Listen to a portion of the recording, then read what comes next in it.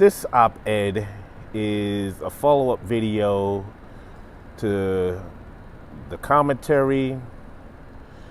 Did old man throw Shawn James under the bus?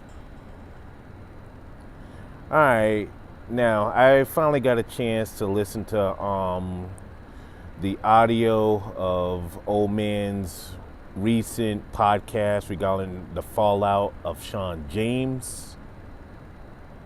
And I made it all the way to the break. I didn't really listen to, the panel and everything. I skimmed through bits and pieces of the panel that was relevant to the main topic.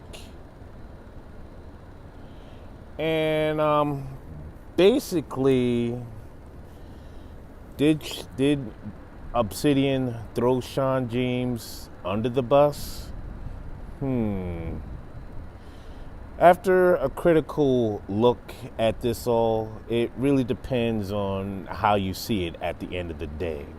Now, an outsider could listen to that podcast and be like, damn, for a friend, he threw his boy under the bus. I heard his bones break. Crunch, crunch. And to other people with an objective point of view, it could have been like, old man really being sincere and reaching out and wanting to help Shawn James do better.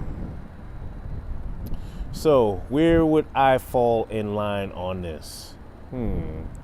Well, to be honest with you about all this, I kind of felt that Obsidian was just looking out for his bottom line. It's one thing for Shawn James to have the opinion that he had, but for most people that commented on social media regarding his opinions about Passport Brothers, old man is pretty much intertwined with Shawn James because old man, for the most part, bought Shawn James on his platform. So the two are always going to be linked together, and I can see why he needed to do damage control and whatnot, because at the end of the day, it's about his bottom line. And Obsidian is a brand, he gets, lots of contributions for what he does, as he should, because he's a very hard working man as far as doing this podcasting. And as far as what he's doing for the Black Avenger website. And I remember last year when Obsidian did like a controversial live stream on YouTube regarding the MGTOWs. And I remember how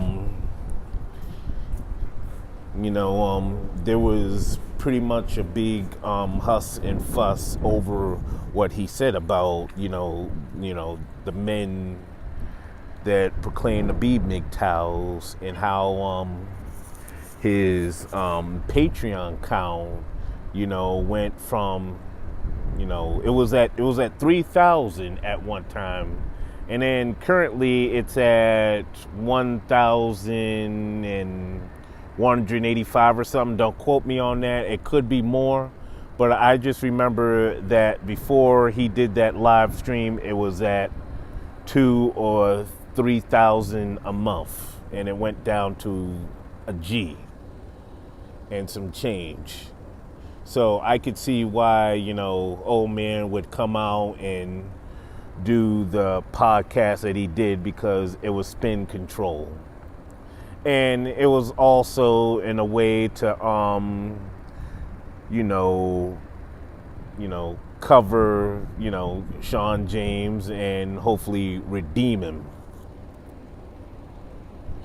But here's my overall take on the whole thing, and it all goes back to how my thoughts on the Black Manosphere. At the end of the day, these guys really don't know each other. And I know old man called Shawn James a dear friend. But if Shawn James was such a dear friend if old man was such a dear friend to Shawn James, he would have known that Shawn James is a MGTOW monk, for one. Number two, he would have known that Shawn James is not a hedonist like he is. And number three, he would have known Shawn James's unemployment situation. Well, he did know that.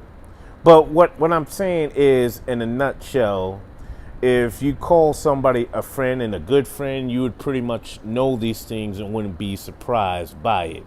You'd pretty much know where he stands on things and not be surprised by it.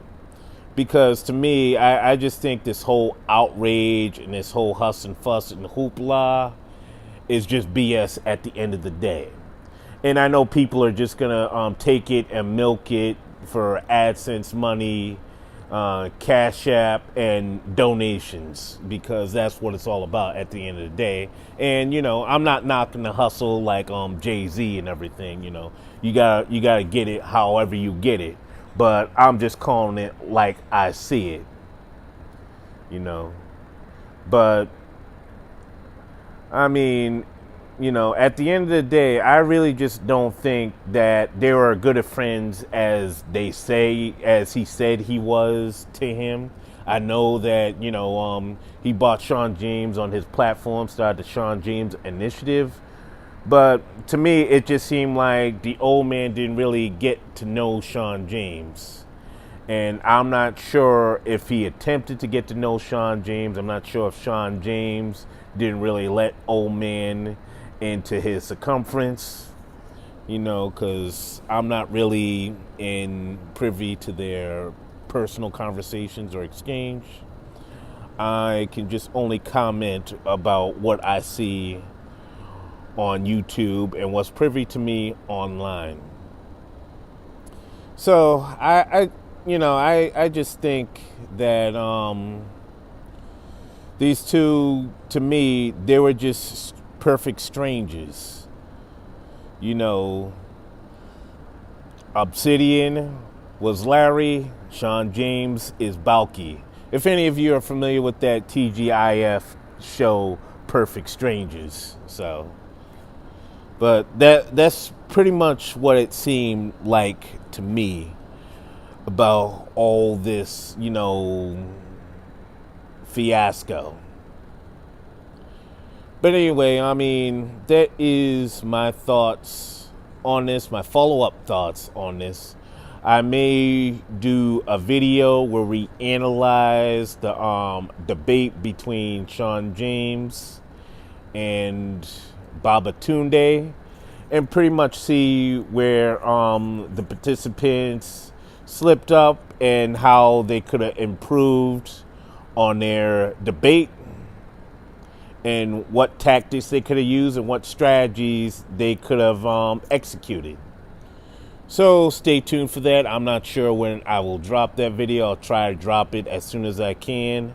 I'm working on improving the overall video quality of the videos that I upload. So, stay tuned. Bear with me. Thank you all that have subscribed so far. Hope you all sharing. I hope you all liking. Hope you all hit the notification bell. And as always, one love.